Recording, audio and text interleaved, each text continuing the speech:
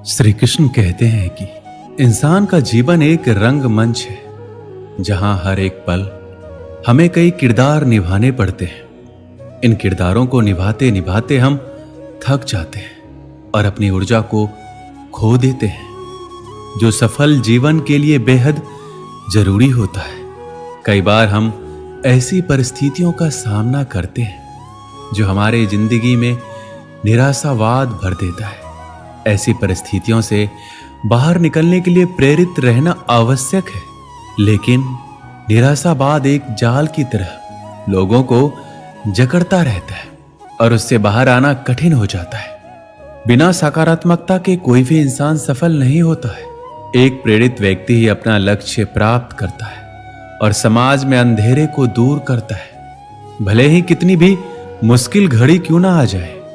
एक प्रेरित इंसान ही अंधेरे में खुद रोशनी बनकर दूसरों को पथ प्रदर्शित करता है।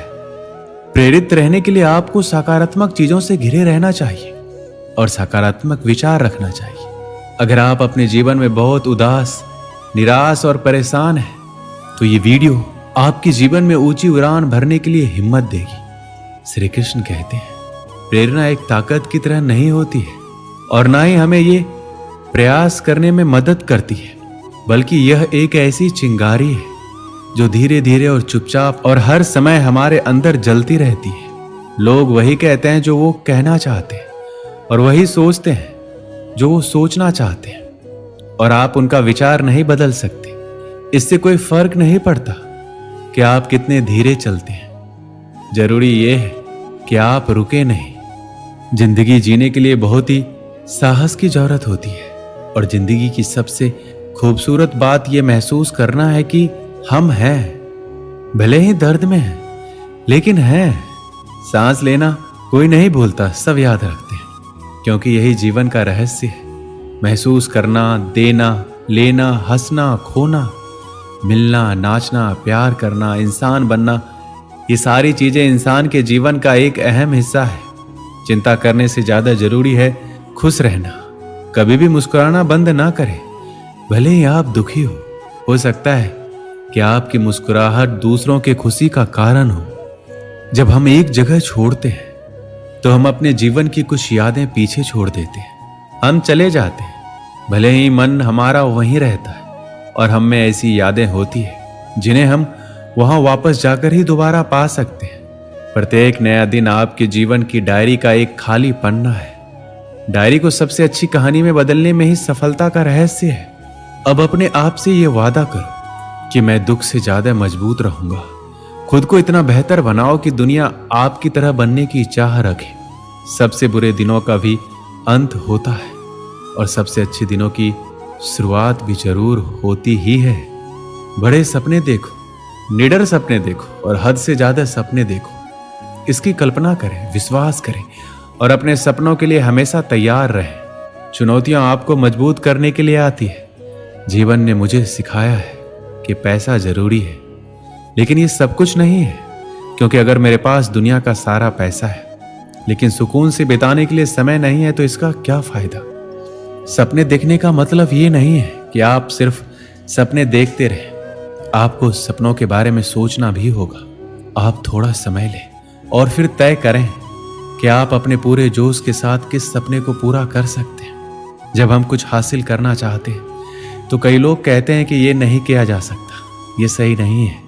यदि आप सफल होना चाहते हैं तो ये आपकी पसंद है, तो बस आप अपने आप पर विश्वास करें। यदि आपको कभी भी लगता है कि सब कुछ बहुत कठिन है, तो याद रखिए, कई लोगों ने साबित कर दिया है कि सपने सच हो सकते हैं। यदि आप चाहें तो जिंदगी में जो भी हासिल करना चाहते हो उसे वक्त रहते हासिल कर लो, क्योंकि जिंदगी मौके बहुत कम और धोखे बहुत ही ज्यादा देती है।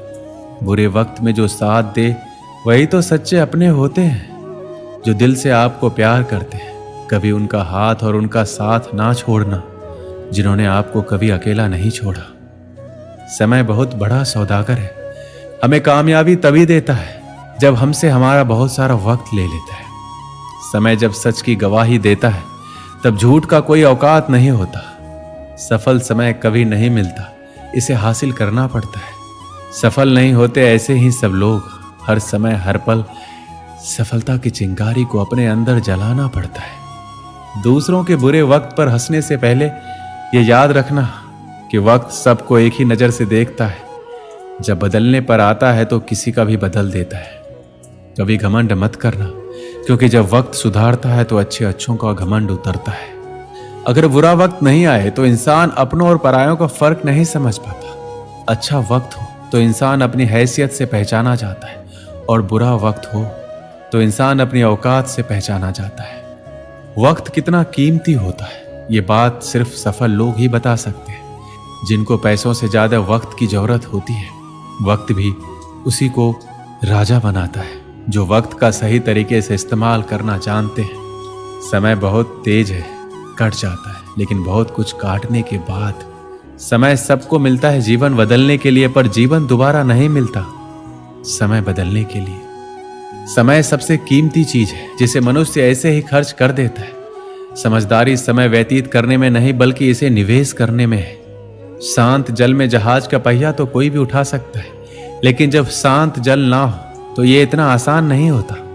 आप केवल अच्छे समय का आनंद नहीं ले सकते, आपको कठिन समय में लचीला होना होगा। एक समय की बात है, एक ऐसे राज्य की जहां पर हर 5 साल के बाद राजा को बदला जाता था। जब भी राजा अपने 5 साल पूरे कर लेता था तो उसको एक ऐसे जंगल में भेज दिया जाता था जहां पर इंसानों के खाने के लिए कुछ नहीं होता था, और वहां जंगली जानवर होते थे और वही जानवर इंसानों को खा लेते थे। जैसे ही राजा के 5 साल पूरे हो जाते तो उसे अच्छे कपड़े पहनाए जाते, उसे हाथी पर बिठाया जाता और उसे जंगल में छोड़ दिया जाता जहां पर खाने के लिए कुछ नहीं होता। जैसे ही उस राजा को भेज दिया जाता तो वहां की जनता सोचती कि अभी किसे राजा बनाया जाए। तो उनको पता होता है कि हमारे राज्य में एक ऐसा इंसान है और बहुत हौसले वाला इंसान है। जैसे ही गांव के सारे लोग जाते हैं, उस इंसान से अनुरोध करते हैं कि आप हमारा राजा बन जाओ।